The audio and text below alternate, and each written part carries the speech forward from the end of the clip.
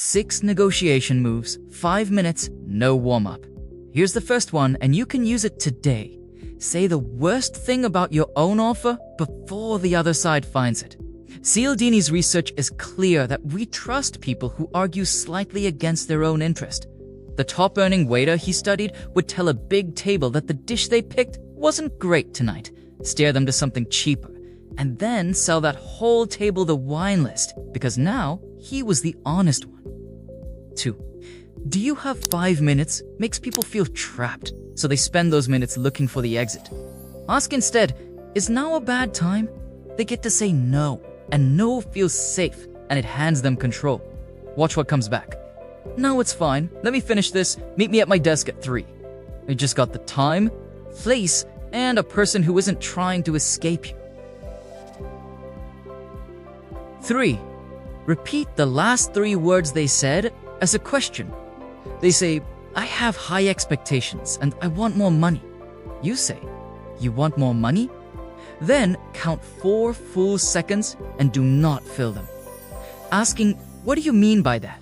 Gives them a beat to tidy up their answer. A mirror does the opposite. It makes them keep talking, and what comes out in those 4 seconds is usually the thing you actually needed to know. It feels rude. It isn't. It reads as attention. 4. Whoever puts up the first defensible number bends everything after it. Cialdini calls this contrast.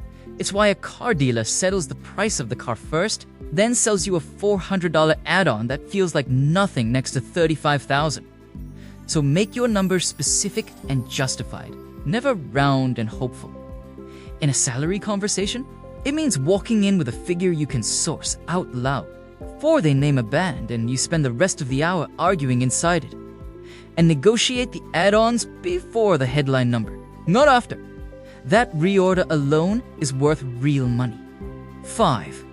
Cialdini's team stopped students and asked them to chaperone a zoo trip for a group of juvenile delinquents. 83% said no. Second group got a much bigger ask first. 2 hours a week for 2 years. Everyone refused. Then they asked for the same zoo trip, and acceptance tripled. Nothing about the zoo trip changed. It just arrived as a concession, and a concession pulls one back. If your opening offer is ridiculous, you lose all credibility, and making a smaller offer later won't save you. Also, never give up anything without giving something back. 6. One question. What happens if I decide Monday? Scarcity makes us want to own a thing, not enjoy it, and a rushed brain stops comparing options, which is exactly why the pressure gets applied. A real deadline has a real answer. A fake one goes vague or suddenly turns flexible. Either way, you just learned everything, and you asked one calm question to get it. And here's how you know it's working. You're playing for 2 words. That's right.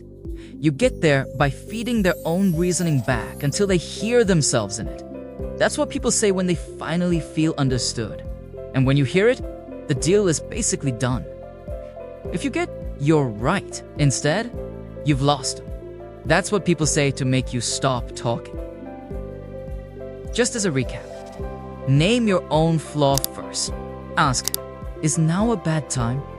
Mirror, 3 words, then 4 seconds of silence. Anchor, specific and justified. Open ambitious and trade every concession. And what happens if I decide Monday? Pick one. Use it this week. The flaw one works fastest. Tell me in the comments which one you ran and what happened.